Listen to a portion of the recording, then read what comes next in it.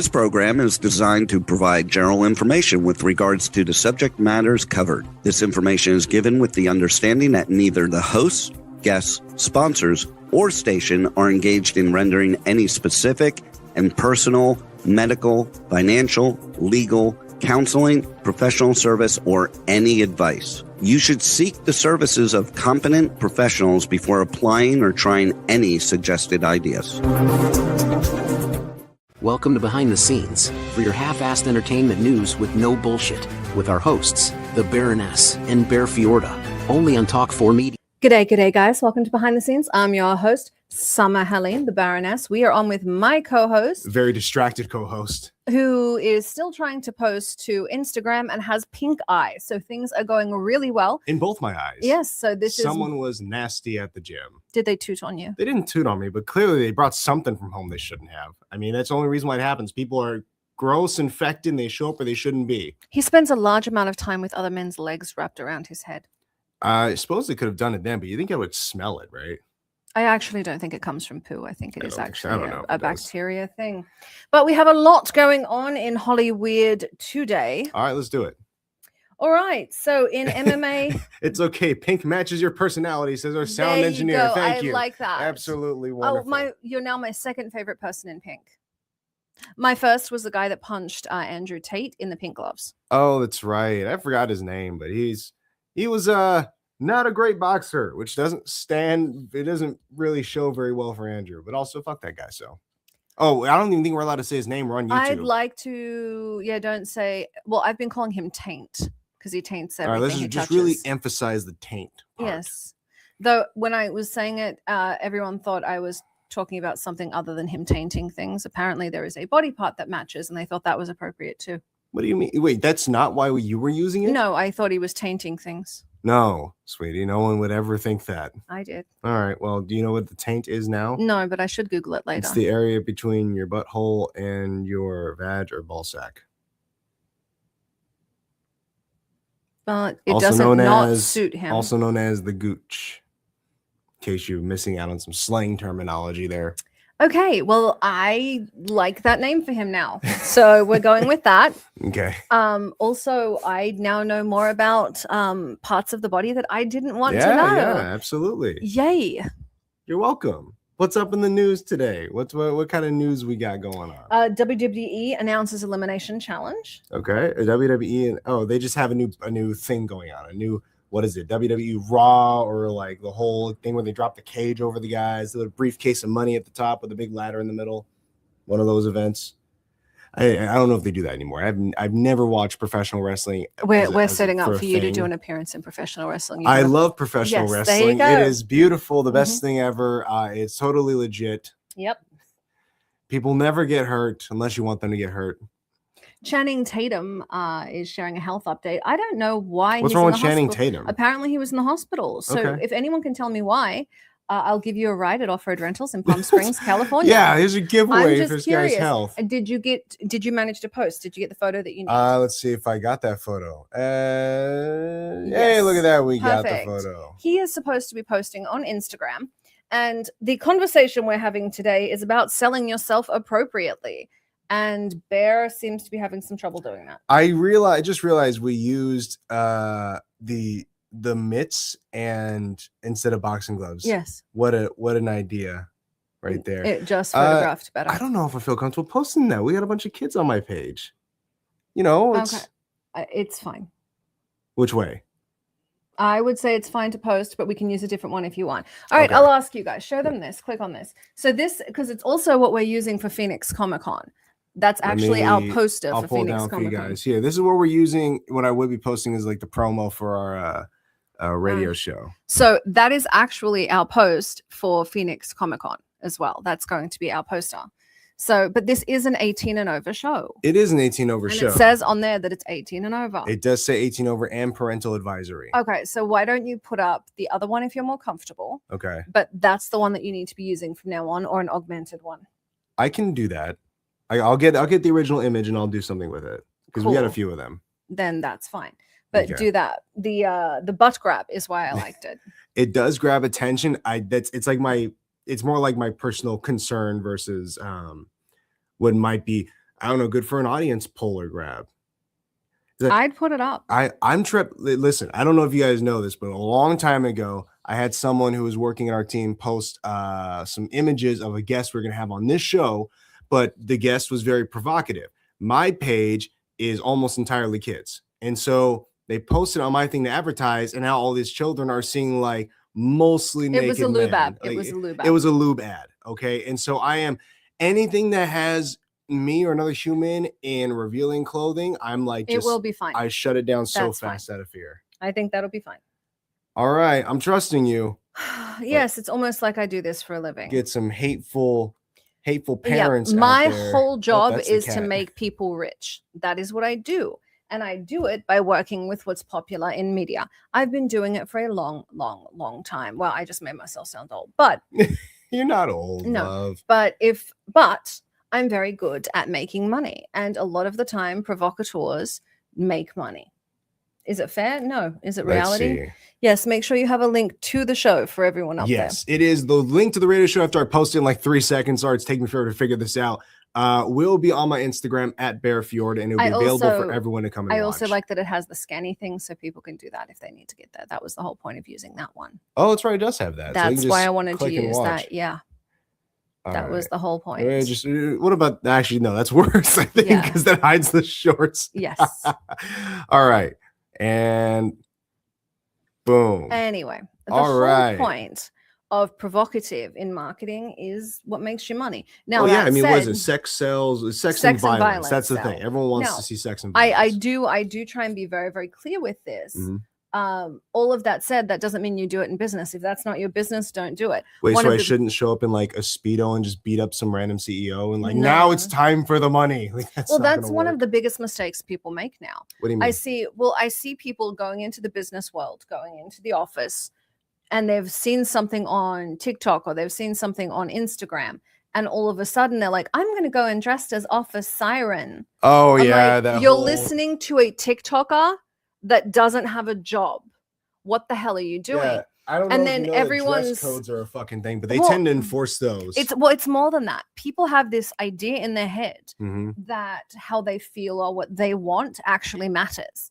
And I think it is one of the greatest conspiracies I've ever seen. I think it shouldn't matter over other people's physical selves. It shouldn't matter over logic. Shouldn't matter over the rules. It's got nothing to do with any of that.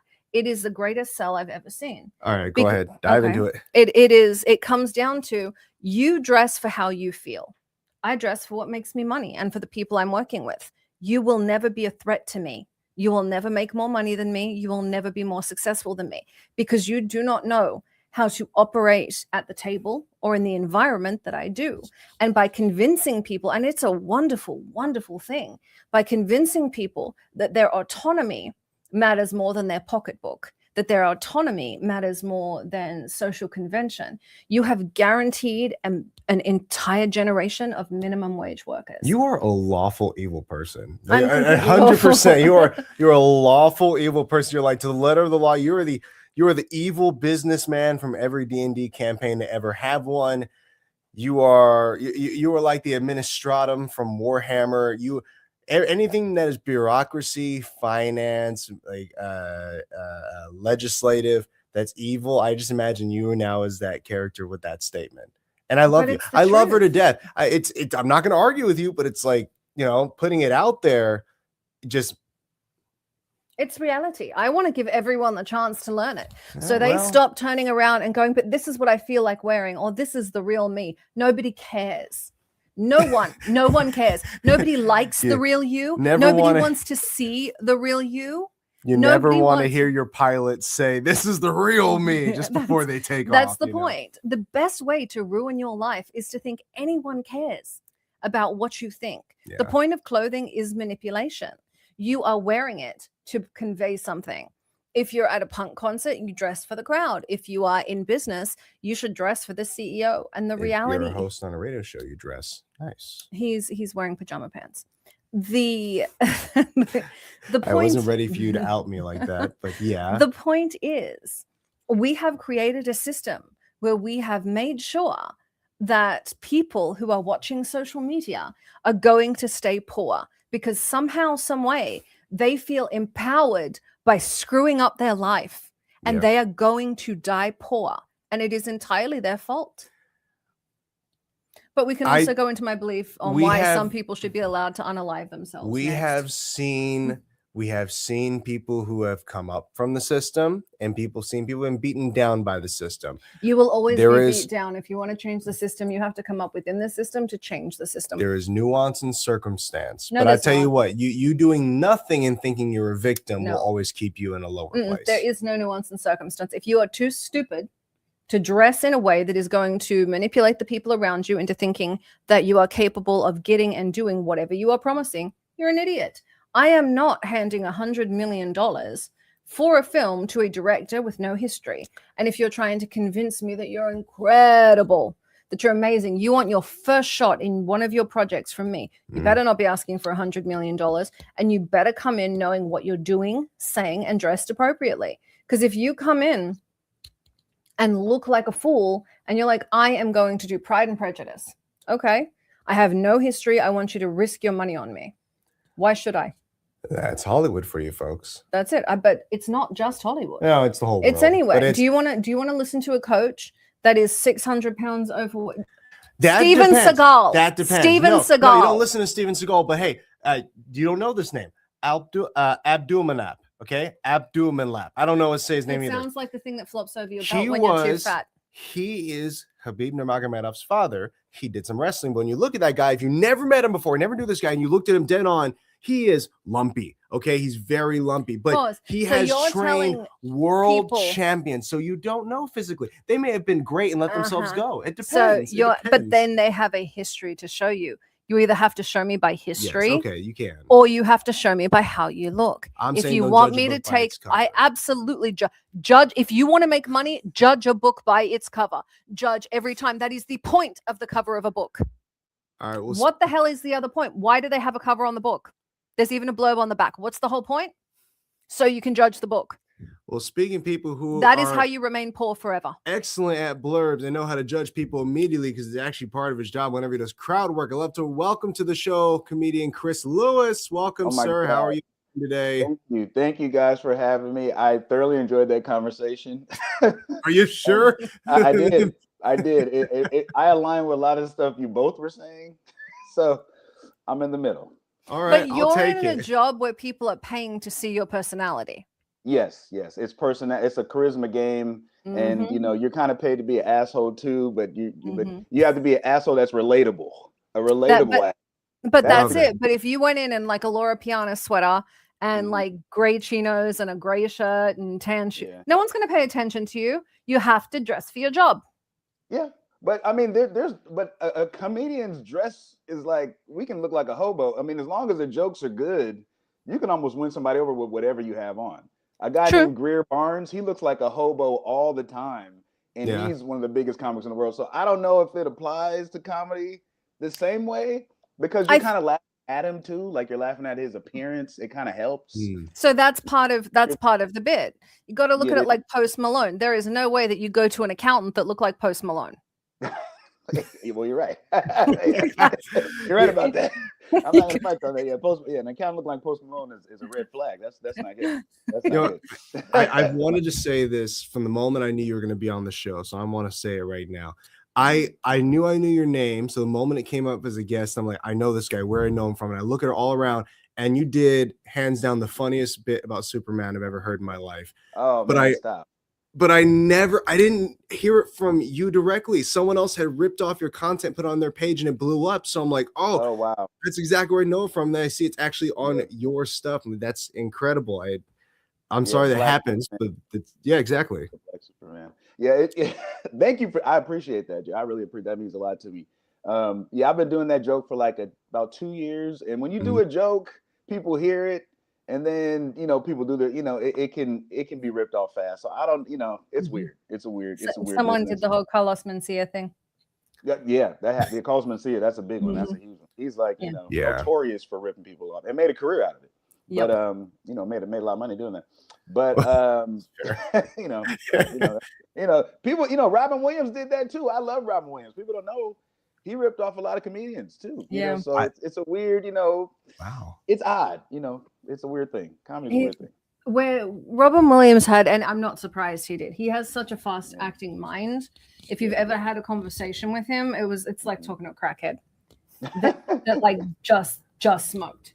He was so smoked. There's a great one. I always tell everyone, if you want to understand Robin Williams, go watch Inside the Actor's Studio with Robin Williams, and you can watch his brain work.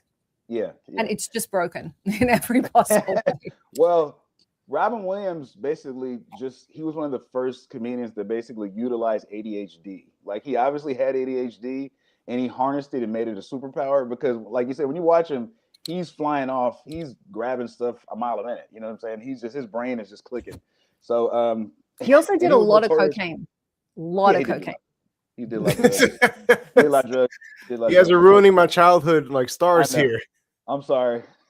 He's still a great guy. Guy. Awesome. But, fortunately, he ripped people off and did drugs. Yeah. I mean, that's just the reality. That's all of our heroes. They're probably doing drugs.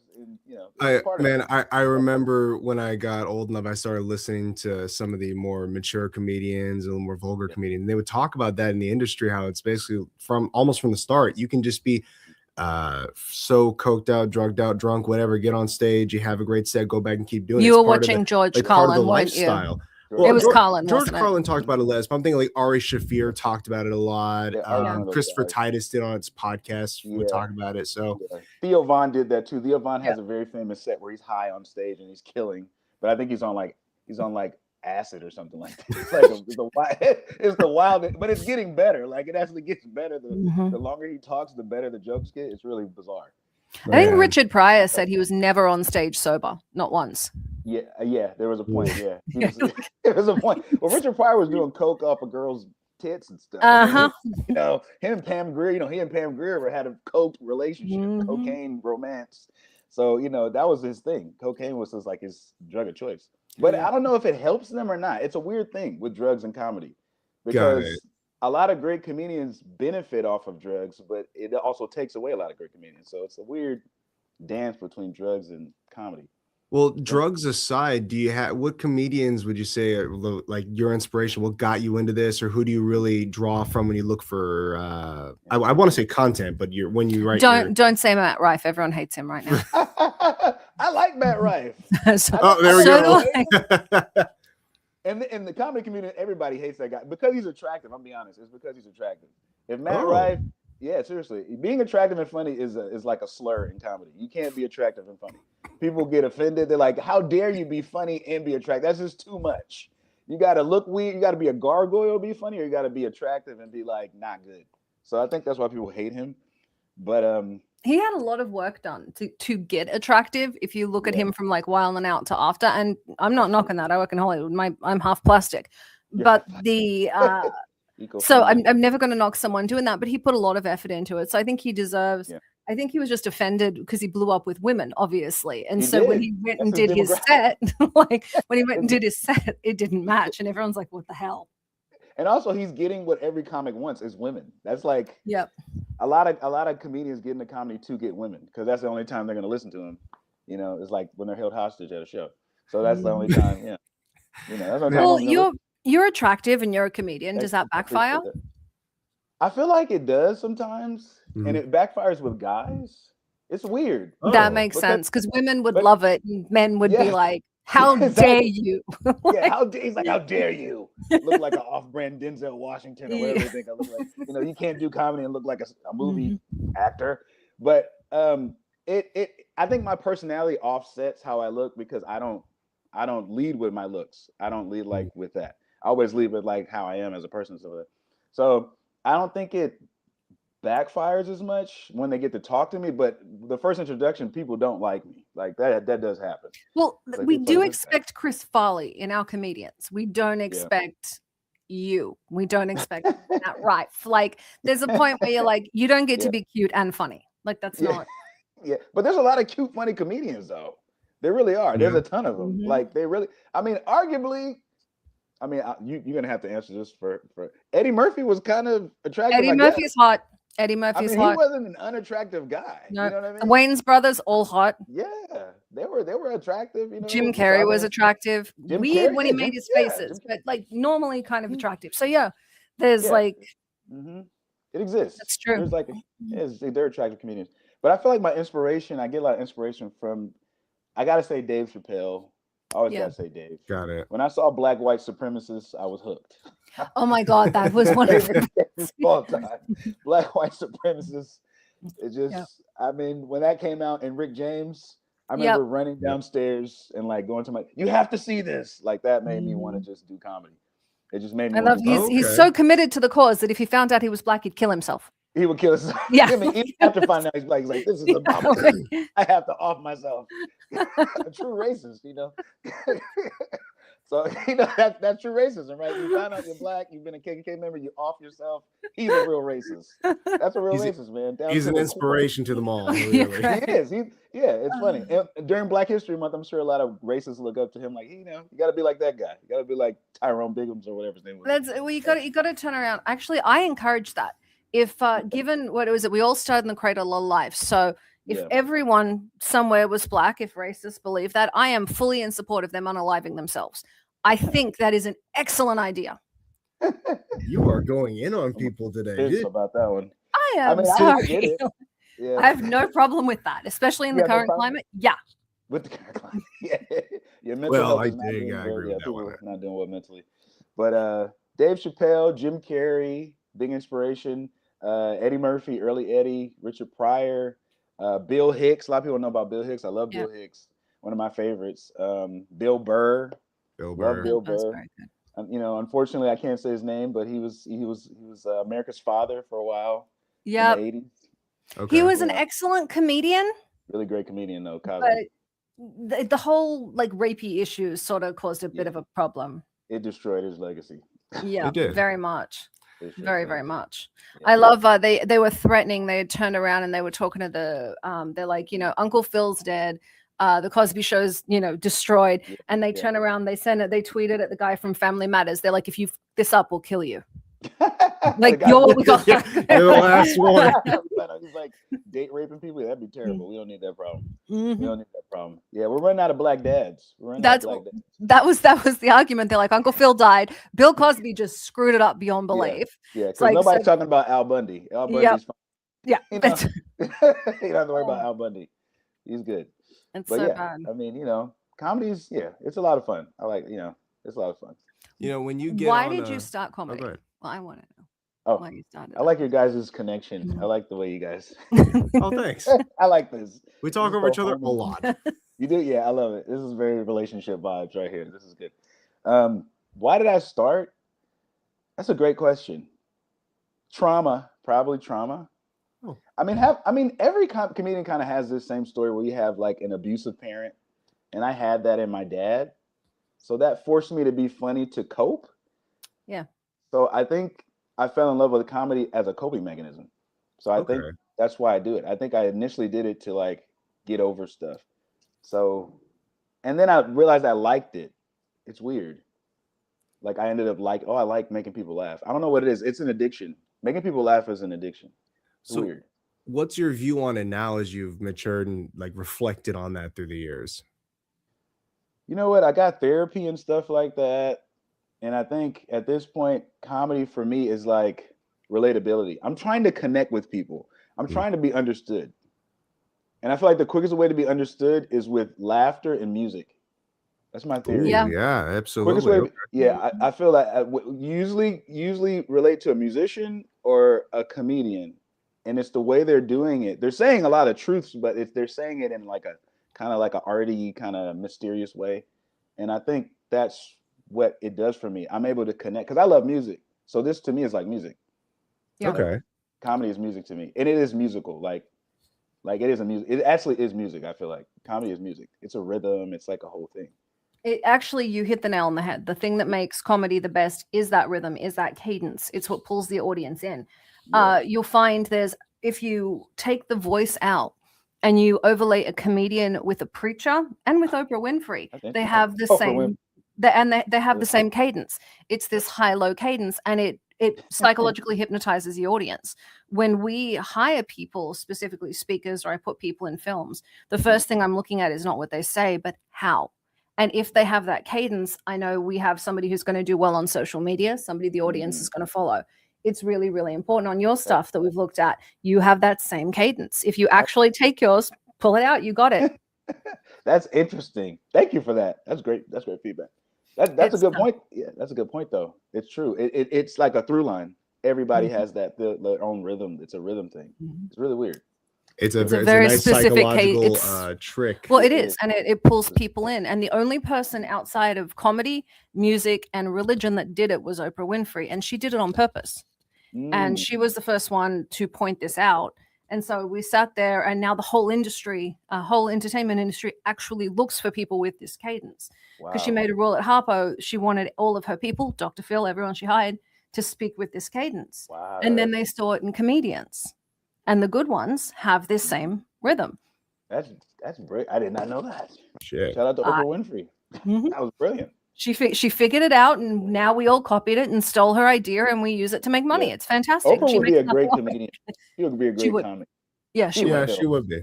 She was. I mean, she broke so many barriers. Yeah. She was incredible. From a feminist perspective, I'm a huge Oprah fan, so it's the moment I'm like, if she wants to be a comedian, I will go to the show. Yeah, she would sell out. Yeah, if Oprah decided to do like a tour right now, it would sell out. Absolutely, it would be amazing. I think she'll have some writers help her with the comedian part. Well, she's like I said, she's always been smart enough to pull in people that sell. She's from a marketing perspective. The woman's a genius. Yeah, now, I let you go. The last one. Your this turn. Is my turn. You mentioned earlier what it's like, kind of getting in front of an audience and kind of using your personality to sell yourself to them. But when you get on stage, are there any cues that help you indicate whether you are gonna crush it that night, they're really going to resonate with you, or if it's just going to be such a shit show for the next 20-45 minutes? You know what it is? It's like Paul Mooney had a very good saying that comedy is spiritual. I really believe that, because you get on stage and before you get on stage, you're nervous. You're like, oh my God, I don't want to fucking do this shit. Why am I doing this? Is stupid. This is dumb. These people don't know me. And then once you start talking, you feel what everybody else is feeling. It's like a collective thing. So intuitively, you kind of know when you're going to have a good show sometimes. After your first few little words or jokes, it's like, okay, this is going to be a good show. For whatever reason. I don't know what it is, but it's just a connection. Like, oh, we're going to have a good show. But you're going to have a bad show when you say something and everybody's just kind of looking up in the air and shit like that. People are on their phone like, it's not going to be a good show. We're looking everywhere but you. It's funny. It's interesting to hear you say that. We have a lot of cage fighters on. Here's a cage fighter. We hear a lot of the guys in fights say the same thing. You learn very quickly from the audience reaction, from your opponent, from what's going on. Yeah. The same thing. Maybe it's a performance thing. I think it's all connected. I think performers all have the same mechanism. It's like, I know for whatever reason, you have it tonight. It doesn't make any logical sense though. It's just, oh yeah, this just feels good. But then sometimes you feel like you're gonna kill and it's terrible. You have the worst set of your life. You're like, what the fuck did I say? I just said this shit last night and it worked. Like, what happened tonight? That just happens sometimes. Do you have a fail safe? Things start going south or it's not going well. Do you have something you fall back on? Pull the fire alarm. Pull the fire alarm. Pull the fire alarm. Yay! Get out, bitches. Talk to the audience. Talk to them. How you doing today? What's going on with you guys look good. Compliment the audience. This is a beautiful crowd tonight. Try to connect with them more. But I mean, there's always a joke or two you have that kind of always work. Everybody loves old black men for some reason. Old black men just hearing about old black men is just funny for people. Like, old black men do this. I don't know what it is about old black people. It just works everywhere, especially when I go to like Central California or something like that. Like, they just like hearing about old black people.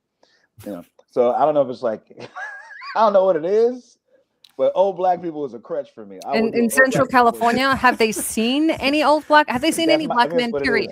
I don't think they've seen any black people. So that's. I'm just like, they get it all from movies and TV shows. Yeah, they're like, we got a live one right here. Right. And they think every black guy is Chris Rock. It's fantastic. Yeah, so so that's the thing. But I mean, those shows, when you have a good show, it's all a connection thing. It really is just connection. It's so weird how it's just like it's like a conversation. It's the weirdest thing, but it's natural though. It feels really natural. We have a very young audience. A lot of these guys want to get into entertainment. What advice would you have for them? Be disrespectfully yourself. That sounds weird to say that, but you need to be yourself with all the disrespect in the world. Like, do not, change who you are, because comedy in general relies on you. It's literally you. It is exactly your humor. It's who you are. So you can't be anybody else because there's no way to do it.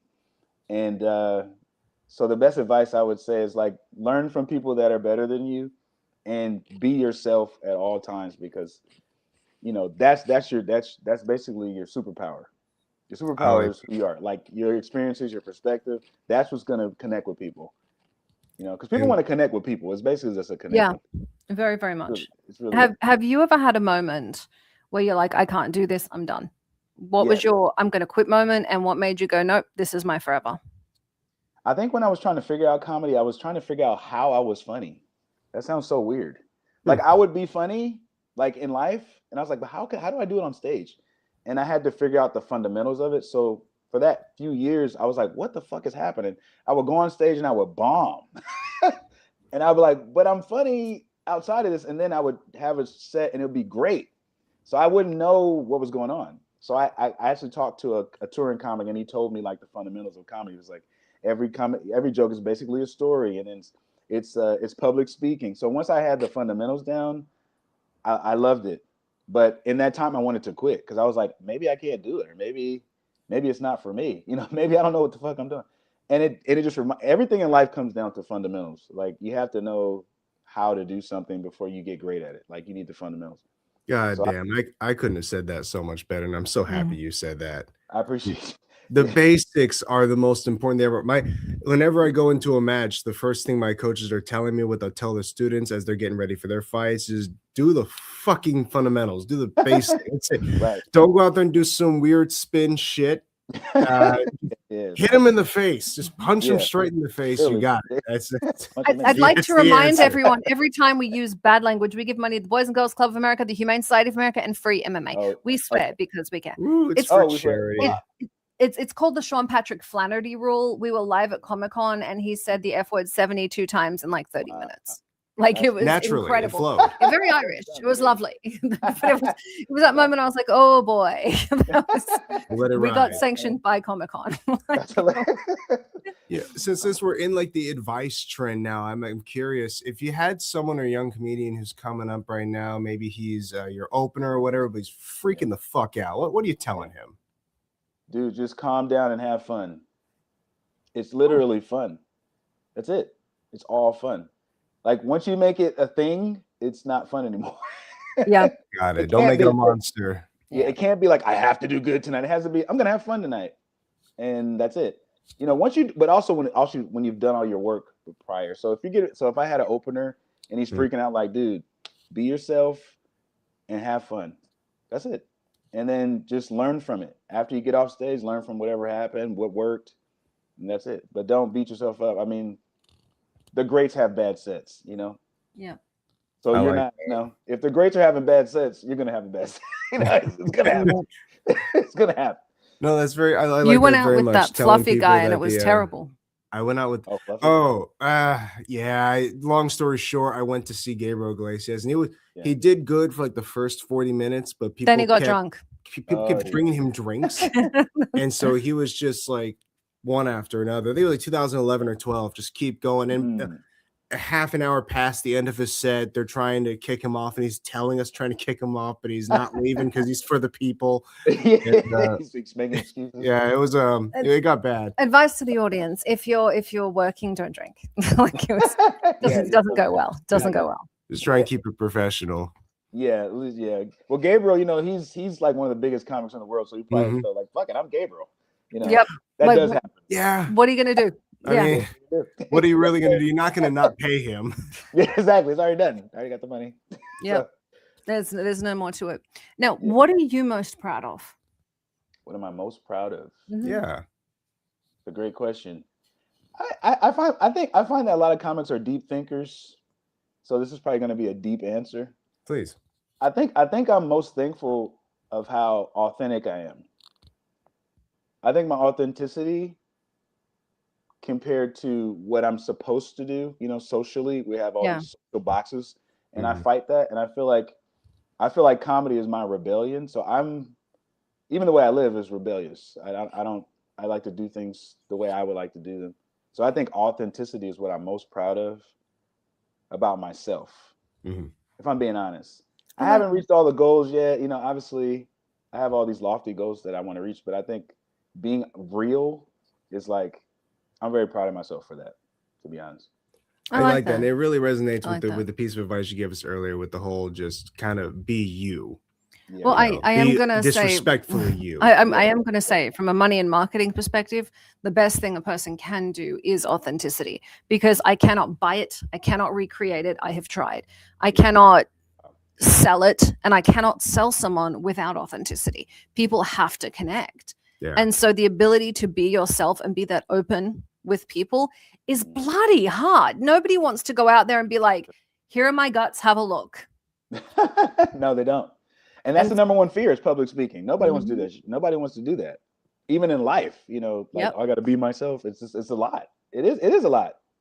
It's easier to put on a character. It's easier to do anything other than put yourself out there, warts and all. That's really hard. Warts and all. Warts and all. It's an expression. Yeah, God, the English have terrible expressions. That's all I figured out.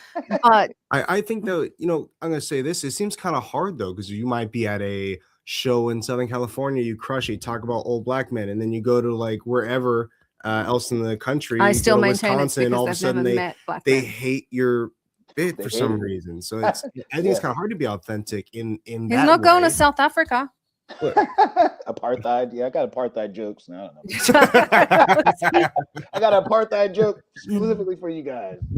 No, but it's like, the best thing about people not liking your stuff is it is an indication that you're being yourself sometimes. Everybody's not going to get I can see it. And that's fine. Like, it also weeds people out the audience you wouldn't really want there anyway. Yeah. One of my favorite, probably my favorite comedian, I can say Patrice O'Neal, one of my favorite, might be my favorite.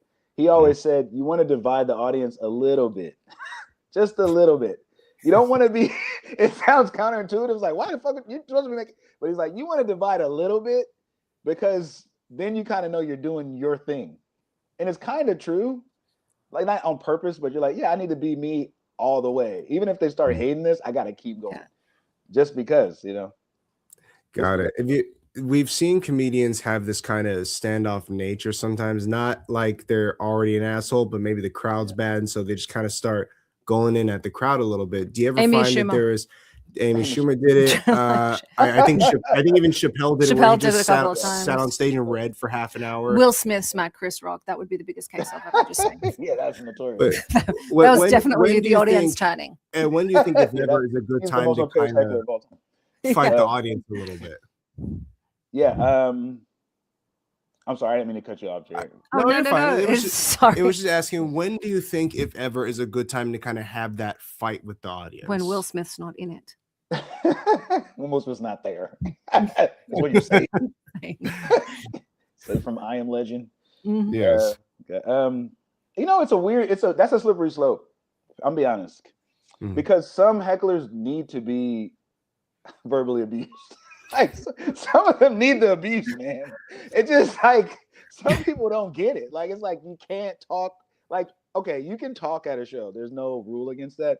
But when you start out talking the person they paid to hear talk, it's a problem. Like now you're taking my job for me. Then you gotta like set them straight. But I think if you're having a bad set, you can't take it out on the audience really. Okay. I don't think you really can because, my only reasoning behind that is because it's like it's their choice. Like, what else can you like? It won't change anything. Like, I get caught though. If I'm there to see somebody, I get that this person has an overwhelming need for attention. Like, yes, we get it. You need attention. You don't feel good about you, and this is how you feel important. Yeah. But nobody wants to hear from you. We want to hear from him. That's the whole point of being here. Right. But here's the thing. This is a weird thing. The comedian and the heckler doing that are kind of there's a through line. There's a parallel because the comedian is doing it to be heard and the heckler is doing it to be heard. Because comedians really do comedy to be heard. Like, listen to me. Like, I'll have something to say. Like, and the heckler's like, I want people to listen to me too. It's just. But I paid to hear the comedian, not the drunk idiot. Exactly. You want to hear the artist, not not the guy that just wants to be heard. Pretty much. Different. Yeah. So like he can go on Facebook like the rest of the idiots do. I'm just saying. You know, talking about hecklers, we've seen guys like Steve Hofstetter, and there's another guy who he got in trouble for like not paying his taxes. An English fella, I can't remember his name, but they built their whole career off of just fighting with hecklers. The crowd work, Do you have is there like a preferred method for you to deal with hecklers? Do you have some jokes loaded up already to go, or do you more so play it by ear? I just play it by ear. I don't really have jokes loaded up for people. Really, some people do. Like, this motherfucker's fat. You got diabetes. You know, they just say like, there's little things they'll say, like, little things they'll say. But I don't really have anything, and I try to find out why. Like, hey, why'd you do that? Like, why are you yelling right now? Tell us why you're yelling. I like to let them roast themselves. Like, why'd you say that? I said it because then it sounds really stupid. Then they stop talking. But yeah, I don't really have a thing I'll do. It's a case by case. It's case by case. I like it so much, man. I on another page I do, people reach out to me and they'll I had people call me dickhead and then block me immediately because they don't like what I'm saying. Yeah. But the ones that let me respond, is that the page where you tell guys not to punch women? Yes. Yeah.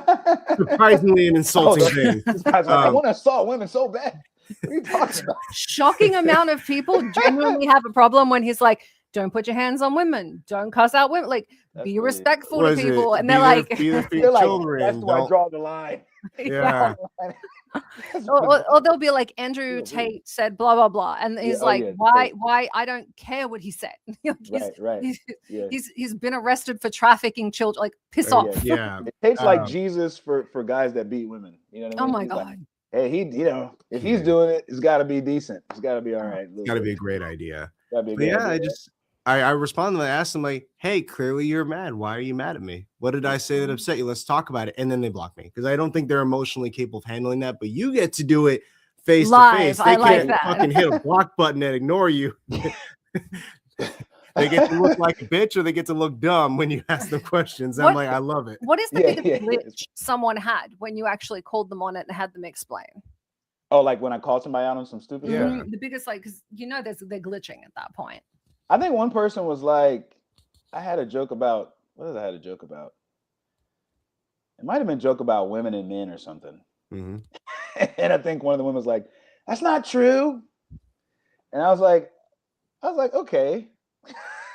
But I'm trying to be funny right now. Yeah. Mm-hmm. So it's not about being truthful. It's about being funny. Then she kind of got quiet. She's like, oh, yeah, it's about being funny. So let me try to be funny first. And then we can do the TED Talk thing later. You want to do a TED Talk, we can do that outside. But right now I'm trying to be funny. Because comedy is not about telling the truth all the time. It's like you're telling the truth, but you're like embellishing too. Like you're trying to be ridiculous. So it's always going to be exaggerations here and there. It's not going to be completely true. It's generalizations everywhere. It's not real. Right. Comedy is interesting that way. It can go completely against what is real, but it is also one of the few historical ways we've ever had to talk truth to power. You had jesters that could say whatever the hell they wanted to a king. Mm-hmm. You've had, when kings were next to gods, no slight to my king, but you have always had comedy as a way to discuss difficult topics, to discuss things we don't want to discuss. So it's always been that way to open the door, and it moves into the absurd. It takes reality to the point of the absurd, which makes people look at it a different way. In the current climate, we have a very, very divided America, and then the rest of the world's mad at America. So it's not like awesome to be American right now. No, it isn't. As a comedian, what is it, are you finding the current climate good for your work, or is it one of those moments? It's great. Chaos is great for comics. All right. Yeah. More chaos is a weird place to be because you're watching the news like that's terrible, but you're like, that's a good joke. I'm happy that you're kind of happy it happened, but you're like, it's still bad, Yeah. This is bad, but this is a great joke. So it's like, fuck, Elon Musk shot another rocket into an orphanage. That's gonna be funny shit tomorrow. No, seriously. Like they just dropped the Epstein files. It's great. It's great comedy fodder. Yeah, it's great comedy because comedians are basically news reporters. It's all just journalism. Yeah. I've always said comedians are just people's journalism. It's the people's journalism. Yes. Like a really great comic, Josh Johnson, he's killing it right now. Yes. Josh is amazing. I mean, he's just the news right now. Like, God, but it's funny. I skip the news and watch him. But then I watched, I watched Jon Stewart forever. I was watching Trevor Noah forever. Now I'm watching it's because it is easier to get your news there. It's more palatable to hear a horrific thing when you have someone kind of petting you going, it'll be okay. Jon Stewart does not do that anymore. By the way, if you'll watch him, his thing is, we're all scred. I'm like, I know. That's not why I come here. He's reached that age where he's like, I just got to tell you the truth at this point. I don't have time anymore. Like, okay. It's good though. Everyone does. They get their news from softer sources. You can get it from Comedy Central or from Fox. Either way, you're going to get something ridiculous. Exactly, and they're both exactly. Mm-hmm. True. Equally absurd. We talked about a bunch of different comedians so far, but I don't think we asked. Do you have a preferred comedian you'd like to work with? Who's your favorite person to work with? That level. Who do you want to open for you? You open for them? Just somebody you want to spend time with? You guys are really good at this. I really want. Thanks. Yes, very good. I really want to open for. I would love to open for Bill Burr. He's Bill cool. Burr's I have a friend that opened for Bill Burr. I have a few friends who opened for Bill Burr. Bill Burr is on my list. I mean, he's my favorite comedian right now. I just love what he's doing right now. He's just. I watch his pod. It's just. He's the angry. He's like Al Bundy as a stand-up to me. Oh my God! Yes, dead on. That was yes. I never thought of it that. I'm taking that. That was speaking of stealing from comedians. And I'm taking it. No, it's fair. I never would have expected his acting chops as well. Like he was in The Mandalorian and he amazing. Crushed it. Like, wow, this guy he's very versatile in the entertainment industry. Most comedians are good actors. Look at back to Robin Williams, makes a wonderful horror guy. It was terrified him courageous. To the timing for comedy puts you over and above what you need for any other kind of acting because comedy is so point perfect. That's a perfect point. Yeah, that's actually true because comedians, I think the reason they translate so well is because they're studying human behavior. Yeah, it's the hype. It's hype. Yeah.